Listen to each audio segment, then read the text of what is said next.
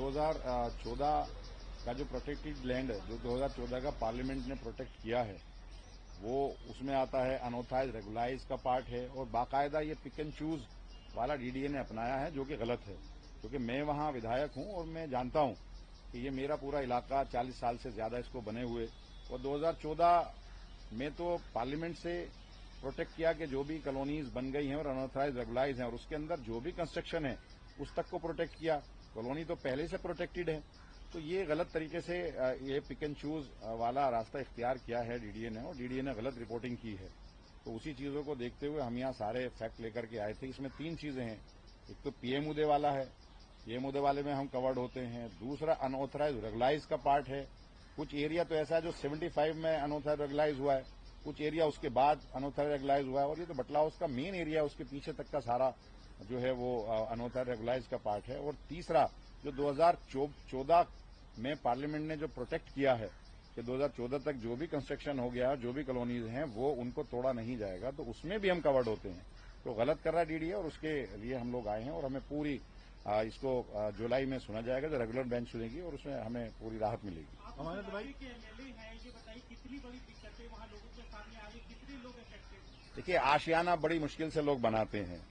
और आशियाना बनाने में जमाना लग जाता है और ये लोग उजाड़ने चले आते हैं। मैं इनसे पूछना चाहता हूं ये कैसे तय करेंगे कि मैं अनऑथराइज रेगुलाइज का पार्ट नहीं हूं या 2014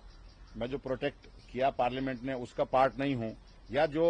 पीएम उदय है उसका पार्ट नहीं हूं। ऐसा तो हो नहीं सकता कि एक मकान पीएम उदय में आता है, एक मकान सेव होता है, 4 मकान नहीं होते, फिर 4 मकान सेव होते हैं, एक नहीं होता। ऐसे तो हो नहीं सकता। अगर इनकी कोई लैंड है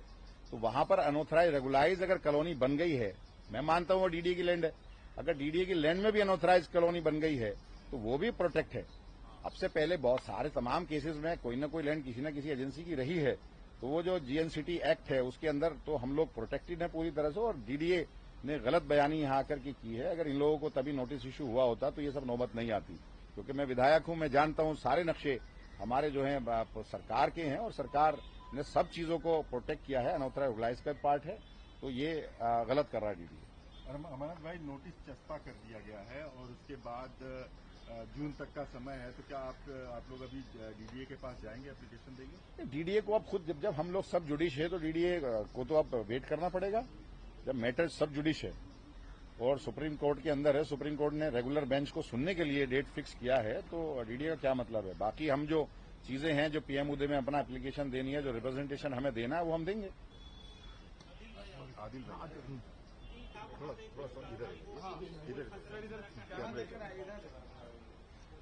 देखिए,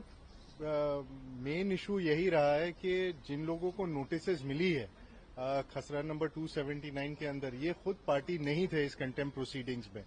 और जबकि ये जब खुद पार्टी नहीं थे तो बिना इनका सुनवाई इनको डायरेक्टली नोटिस दिया गया। ऑर्डर में जबकि स्पेसिफिकली ये बात कही गई थी कि 15 दिन का नोटिस इनको दिया जाएगा जिसके जवाब ये दे सकेंगे, बल्कि उसके जगह नोटिस सीधी सीधी इस बात पे आ गई कि आप ये जगह को खाली करें। तो ये 2 मेन पॉइंट्स पर हम लोग ने सुप्रीम कोर्ट में याचिका दर्ज की थी और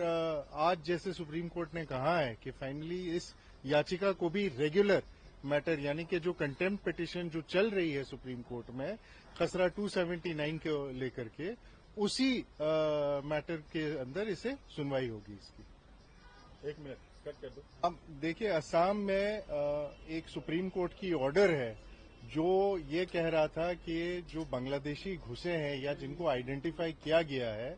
उनको यहां से डिपोर्ट किया जाए, यानी कि भारत से निकाल करके उन्हें बांग्लादेश पहुंचाया गया। उसी ऑर्डर के अंदर एक दूसरी पहलू थी कि अब तक जिन जिन की कार्रवाई चल रही है उनके कार्रवाई को फटाफट निपटाया जाए और उसमें अगर कहीं कोई आइडेंटिफाई होती है बांग्लादेशी करके तो फिर उनको भी डिपोर्ट किया जाए। असम सरकार ने यही ऑर्डर का बहाना लेते हुए सीधा सीधी पुशबैक पॉलिसी बनाया है और पुशबैक पॉलिसी से डायरेक्टली जिन लोग, बहुत सारे ऐसे लोग थे जिनको स्टे मिली हुई थी, जिनके मुकदमा चल रहे थे, उनको जबकि और कोई नोटिस नहीं दे करके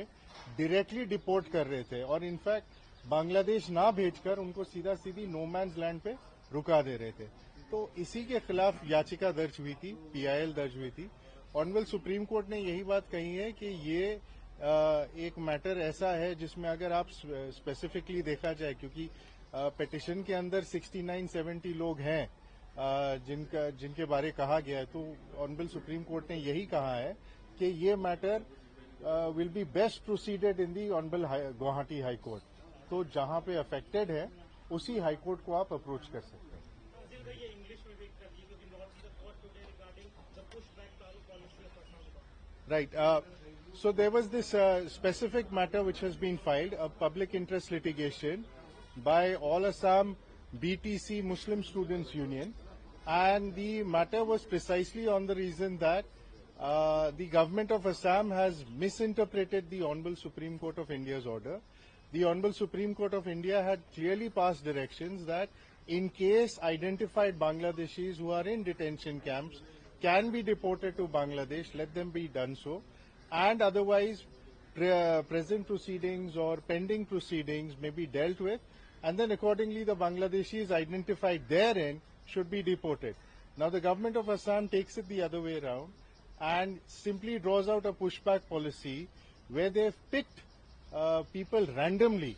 who had their cases also pending before the Honorable Supreme Court, and they have been forced to be deported to the no man's land, and therefore a PIL was filed, to which the Honorable